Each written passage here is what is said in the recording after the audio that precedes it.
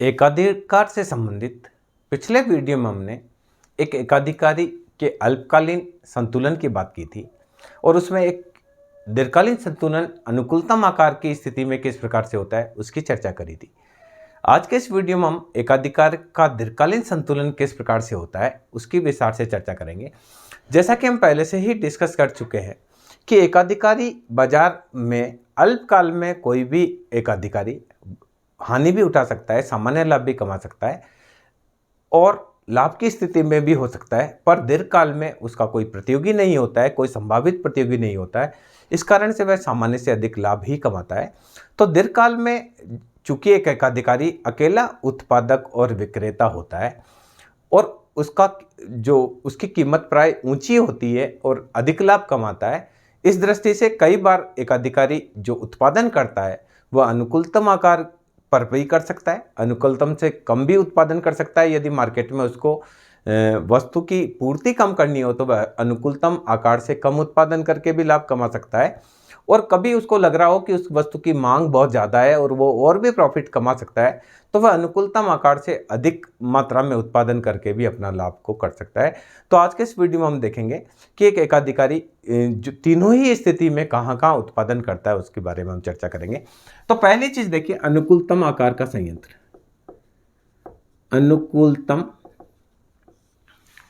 अनुकूलतम आकार का संयंत्र अगर है उसके पास, ये हम पहले से चर्चा कर चुके हैं तो उसको हम वापस रिपीट करते हैं। देखिए, ये एकाधिकारी का एवरेज रेवेन्यू और ये मार्जिनल रेवेन्यू। अब ये है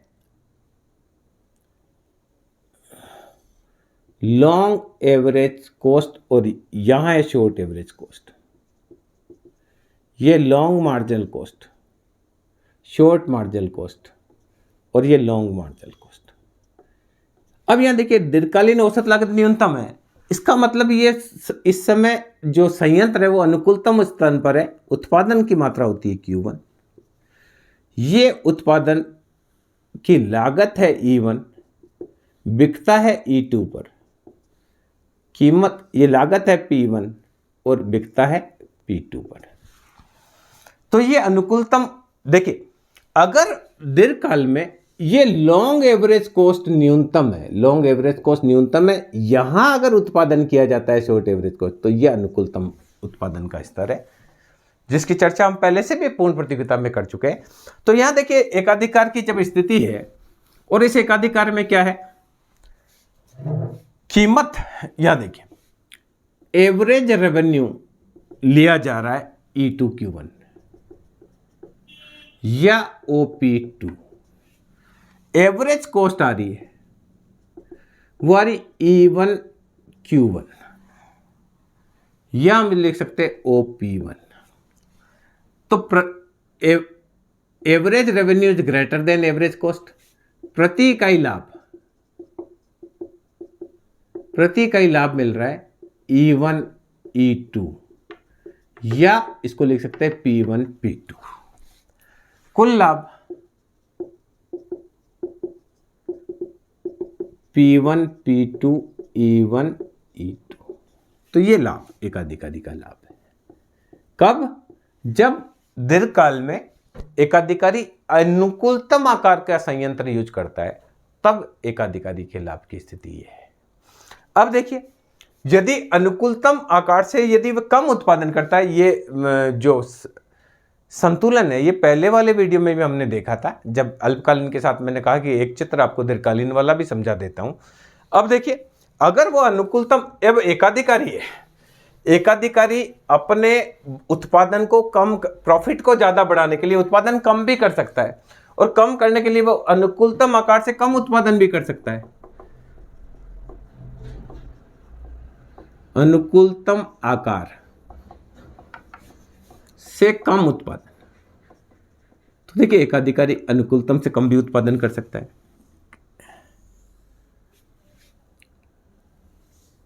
एवरेज रेवेन्यू,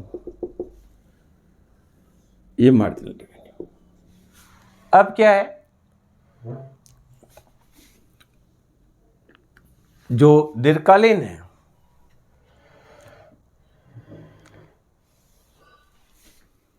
अब मान लीजिए ये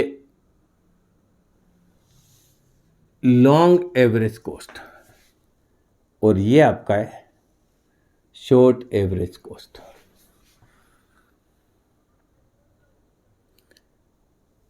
ये शॉर्ट मार्जिनल कॉस्ट और ये लॉन्ग मार्जिनल कॉस्ट। अब देखिए एकाधिकारी का अनुकूलतम आकार यहां है, दीर्घकालीन औसत लागत न्यूनतम है, वहां पर अनुकूलतम आकार है। पर एकाधिकारी जो है वो जो उत्पादन कर रहा है वो देखिए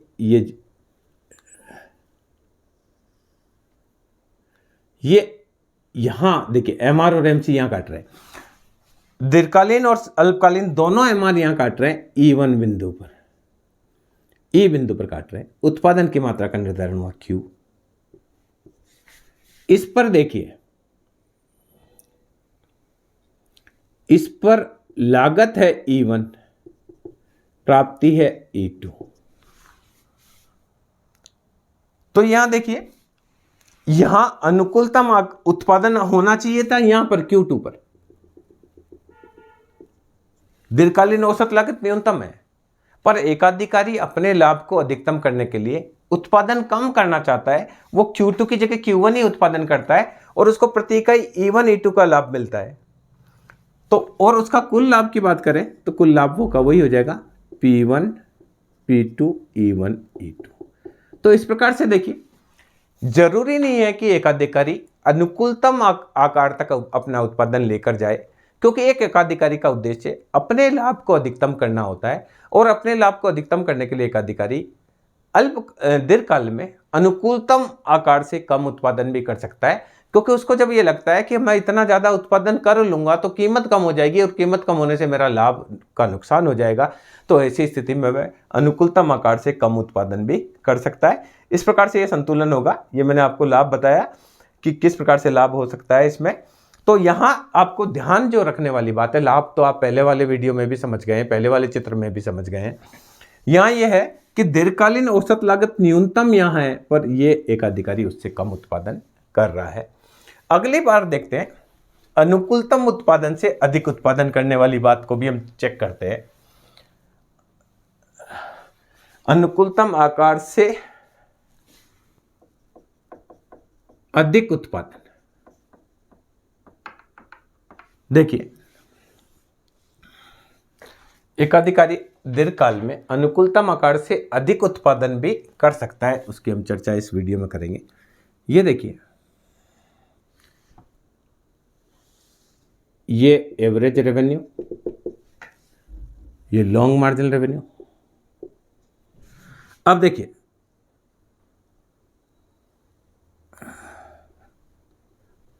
ये long average cost,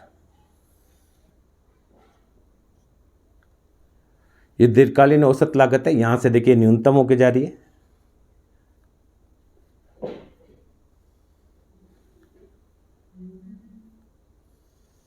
long average cost, ये न्यूनतम यहां है और एकाधिकारी के द्वारा जो उत्पादन किया जा रहा है ये इसके बढ़ते हुए मान लीजिए भाग पर किया जा रहा है। ये शॉर्ट एवरेज कॉस्ट, ये शॉर्ट मार्जिनल कॉस्ट,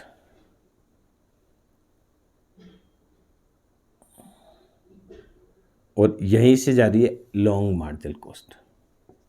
सब यहां मिल रहे हैं तो उत्पादन होगा यहां। ये देखिए long marginal cost, long marginal cost को वापस बनाना पड़ेगा थोड़ा सा, देखिए वापस, नहीं तो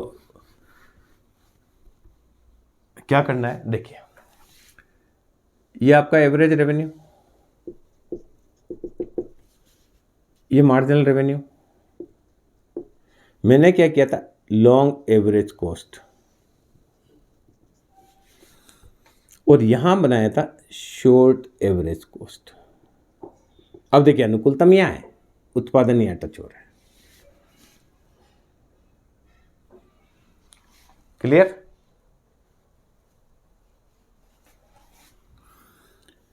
अब ये शॉर्ट मार्जिनल कॉस्ट,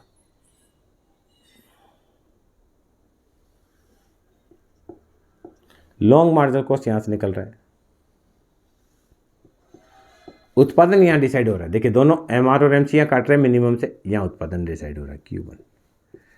इस उत्पादन की प्राइस लीज, ये देखिए प्राइस लेंगे, ये देखिए ये जो है ये तो E बिंदु पर संतुलन है, ये एवरेज कॉस्ट है E1 और ये E2। अब देखिए अनुकूलतम उत्पादन से ज्यादा उत्पादन किया जा रहा है, यहाँ अनुकूलतम उत्पादन यह है, दीर्घकालीन औसत लागत न्यूनतम है, पर संतुलन हो रहा है यहां पर E बिंदु पर जहां उत्पादन हो रहा है OQ1। तो ऐसी स्थिति में यहां देखिए एकाधिकारी के द्वारा अनुकूलतम उत्पादन स्तर से ज्यादा उत्पादन किया जा रहा है। हम अगर अनुकूलतम उत्पादन स्तर करें तो ये OQ के बराबर उत्पादन, अनुकूलतम उत्पादन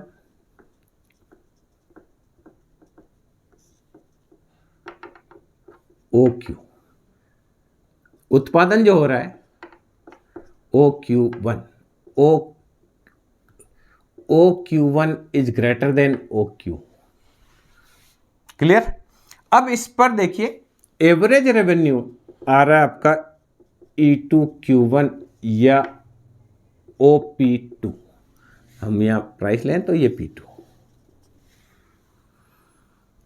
एवरेज कॉस्ट बराबर आ रही है E1Q1 या हम लिख सकते हैं OP1। यहां देखिए एवरेज कॉस्ट यहां आ रही है, इसको यहां से लेंगे तो आएगा OP1।